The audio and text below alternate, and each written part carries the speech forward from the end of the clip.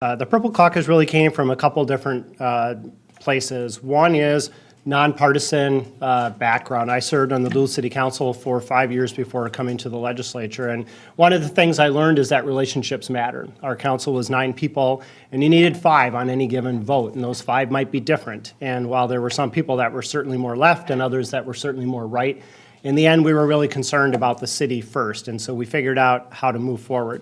So I brought that with me to the legislature. The other source, I guess, for the Purple Caucus was, in my case, my military background. And I'm actively serving officer in the United States Navy Reserve and spent nearly a decade in what we call a purple unit. And that was a combination of Navy blue, Army green, Air Force powder blue, that's a joke, sorry, and other colors, and we call those combined units purple units. And so when I got here, I also brought that concept with me. And so spent the first year or two in the Senate actively looking for somebody who maybe was interested in partnering with me on that idea, and was not successful until Senator Miller and I sat next to each other in transportation, and one day Senator Miller said, "Hey, are you still interested in that idea?" And I said, "Absolutely," and the two of us then formed and moved forward. I would share with you that the caucus got underway in 2013. We've had 23 regular participants, and that's roughly a third of the Minnesota Senate. So we think that's significant, and we think that this step forward today with some priorities is significant as well. The idea of the Purple Caucus is to bring together members from both political parties to advance important issues facing the state of Minnesota in a bipartisan manner. We've had several productive meetings over the last couple of years, and as a result, today we are pleased to roll out some legislative priorities for the remainder of the session. Our priorities focus on child protection, education, and transportation needs. We are proud to say that the Purple Caucus is focused on the future. To talk a little bit about some of our transportation ideas and the priorities for transportation really revolve around some dedicated funding in transportation, focusing first on core infrastructure, but also including other transit options. And over the past few years, we have heard extensively from our colleagues by touring the state with field hearings, which concluded just last night, as a matter of fact, the incredibly long list of serious needs in terms of the road conditions throughout our state, in terms of public safety concerns, and that these needs are great and widespread. So I'm pleased today to be here to talk about the shared priorities within the Purple Caucus regarding transportation. There is broad agreement that addressing Minnesota's infrastructure and transportation are a high priority for the legislature this session. Our shared principles are that we do need dedicated funding for transportation projects, and that our core priority is roads and bridges, and that we move out from there to other areas such as ports, airports, and transit. We are pleased to work together to craft effective and responsible solutions for this part of our state and its future.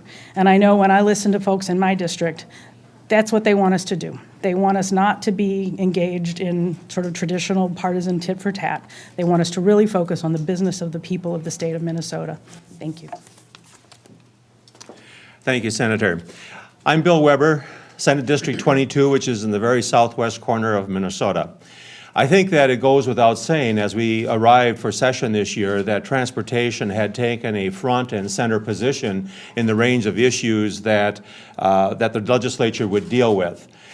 We have had that discussion actually for a number of years, and there has been continued discussion about that, and how do we arrive at the formula, the funding level, the formula, and all those issues that go into the process to make transportation restoration a priority in Minnesota.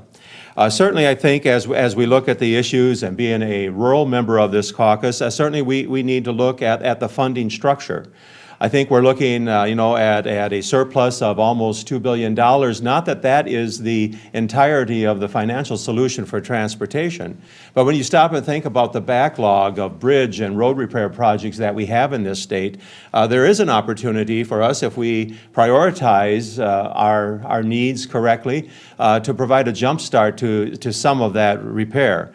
In the past number of years, if you take a look at the bridges that have been repaired, actually they usually fall behind in comparison to the number of new bridges that get added to the list that need repair or replacement. I think also we need to look at the funding, the formula itself. We need to ensure that there is a fairness to it. You know, we understand up here in the metro area, we were talking about the population numbers. We take into rural Minnesota, we're talking about the miles of road and the ability to get from point A to point B, to market our crops, to have delivery of products both in and out of our district. Another priority of the Purple Caucus is an increase in the K-12 per pupil funding formula and a reduction of unfunded mandates for our local school districts. We have had several members that have really focused on education, including Senator Pratt, Senator Clausen, and Senator Bonoff, and Senator Nelson. Unfortunately, the first three are stuck in committee, but we do have Senator Nelson here to talk about some of our education priorities. The legislation that the Purple Caucus is supporting is actually directing about 3% onto the K-12 per pupil funding. That's important for a lot of reasons. One, it comes without strings.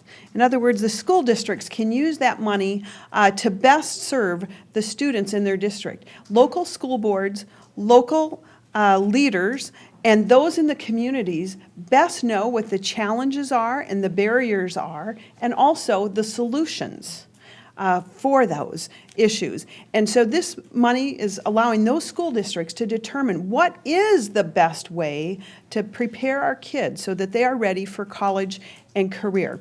The second issue that Senator Miller mentioned is one that as a former educator, and I think all educators across the state are concerned about, and that's unfunded mandates. We come up with ideas here in St. Paul and we pass them and we put them on our school districts without money to fulfill them. This legislation actually exempts school districts from new unfunded mandates that we would pass down upon them. The next issue that the final issue that the Purple Caucus is really focused on is the protection of our children. And during the interim, Governor Dayton formed a child protection task force, and we thank him for doing so. This task force, which included Senator Sharon and Senator Rosen, worked extremely hard and put in many hours, many hours, as Senator Rosen, I'm sure, will mention. And they are dedicated in working toward putting forward recommendations to the legislature to help ensure the safety of our children. And to talk a little bit about those recommendations and priorities and the good work that the task force did, we have Senator Rosen here. But the Child Protection Task Force that I am honored to sit on, and I have told the governor this and the chairs of the task force, it's probably the most rewarding and humbling task force I've ever been on to deal with this extremely important issue of child protection. And as Senator Nelson said, I think it's our moral and ethical responsibility to make sure that we protect our children, and that is the focus of our recommendations. We have several bills that are moving through the legislature right now. It's very nice to get all of the colleagues up to the information and give them the correct information about what's happening in our child protection system. And it's in some ways it's very dysfunctional. So some of the low-hanging fruit bills that are going through will be able to pass fairly soon, but we have our final recommendations coming out actually at the end of this week, end of March, that we'll be voting on those. And I'm excited about that because we do have to remember to keep our children first. You know, the reason I joined the Purple Caucus was an understanding that we spend a lot of time together. Senator Kent and I are in 3 committees at the same time. And it's interesting when you sit in committee and you have the discussions that so often you find out that your viewpoints aren't that far apart. You often have the same strategy, it's just the tactic that you use to get there. And so what I found helpful about being part of the Purple Caucus and building those relationships is that we're often starting from an area of common agreement and working out the differences from there.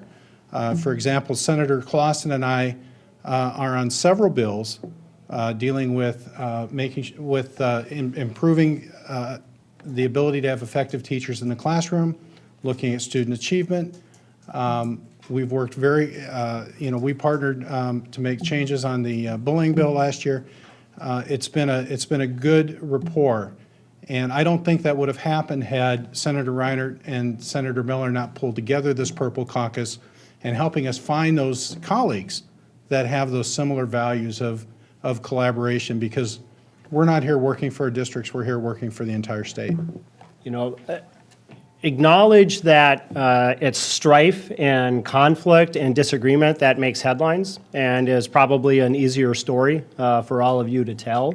But what the caucus has done over the last 2 years is significant. For those in the press corps who have been around the Capitol, you know that the opportunities for us to get together and get to know each other and build relationship and trust, which is the social capital that makes this place run, become fewer and have become scarce. And so the caucus in 2013 created that space. That space then brought us forward to 2015, where the caucus has met on a regular basis during the session and has been a forum for members to bring ideas and specific bills forward and talk about them. And probably the only opportunity to have both Democrats and Republicans in a more casual environment just kick around ideas and talk about, as Senator Pratt said, where is it that we agree? And let's move out until we find the boundaries of where we find some disagreement. And I think you will see that in all of these areas. So, you know, to reiterate, the caucus isn't here saying we support Senate file X number. What we're saying is, within the area of child safety, we are encouraging quick adoption of the child protection provisions that ensure safety of children. And there are a couple different bills moving that cover that area. Within K-12, we are supporting an increase in the per pupil-based funding without attached mandates. And we have all heard that from our local school districts, including, in my case, ISD 709 in Duluth. And in transportation, we are supporting dedicated funding, and we are starting with a priority on core infrastructure, roads and bridges, and then moving out to capture ports, airports, and other transportation options. So again, I appreciate you all being here. This is a group of senators that has been meeting for a couple years under the idea that we're Minnesotans first and other labels second. Those other labels matter, but again, we're going to start with where we can find agreement and then move out from that. Just like any other caucus, whether it's the Democratic caucus or the Republican caucus or the Purple Caucus, not all members agree on every issue, but what we do agree on is we want to work together in a bipartisan manner and focus on the important issues that are facing our state. And we want to focus on agreement rather than on disagreement, and we are focused on the future.